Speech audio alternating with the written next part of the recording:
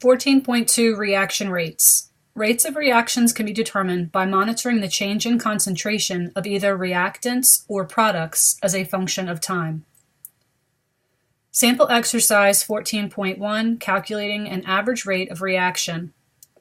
From the data given in the caption of figure 14.3, calculate the average rate at which A disappears over the time interval from 20 seconds to 40 seconds. We are given the concentration of A at 20 seconds, 0.54 molar, and at 40 seconds, 0.3 molar, and asked to calculate the average rate of reaction over this time interval. The average rate is given by the change in concentration divided by the corresponding change in time. Because A is a reactant, a minus sign is used in the calculation to make the rate a positive quantity. By convention, rates are always expressed as positive quantities. Here in the calculation, we can see the change in concentration, 0.3 molar minus 0.54 molar, divided by the change in time, 40 seconds minus 20 seconds. And again, it's a positive quantity, 1.2 times 10 to the negative second molar per second. Practice exercise. For the reaction pictured in figure 14.3, calculate the average rate of appearance of B over the time interval from 0 seconds to 40 seconds.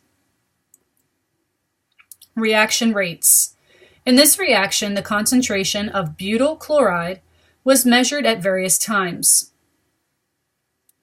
The average rate of the reaction over each interval is the change in concentration divided by the change in time. Note that the average rate decreases as the reaction proceeds.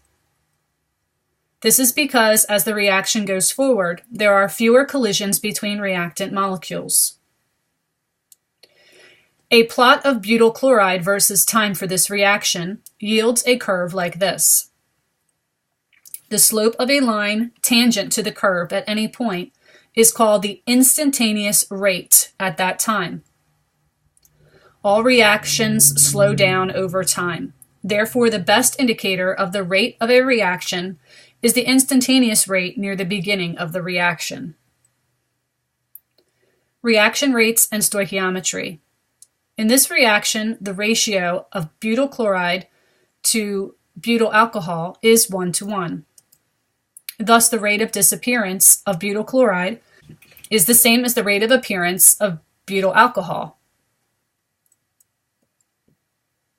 Sample exercise 14.2, calculating an instantaneous rate of reaction. Using figure 14.4, calculate the instantaneous rate of disappearance of butyl chloride at T equals 0, the initial rate. We are asked to determine an instantaneous rate from a graph of concentration versus time. Our plan is to obtain the instantaneous rate at T equals 0. We must determine the slope of the curve. The tangent is drawn on the graph. The slope of this straight line equals the change in the vertical axis divided by the corresponding change in the horizontal axis.